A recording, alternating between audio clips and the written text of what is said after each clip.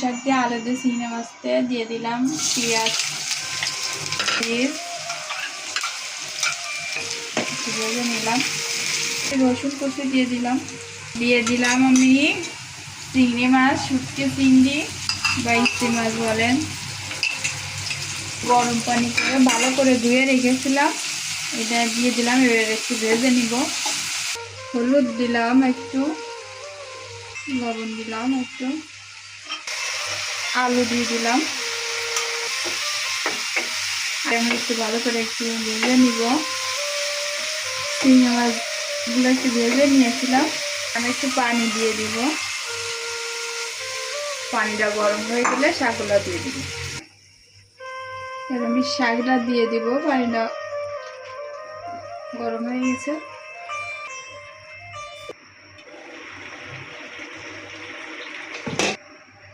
দেখেন এবার তরকারিটা মনে হয় হয়ে গেছে। তরকারিটা হয়ে গেছে, এবার আমি নামিয়ে নিব।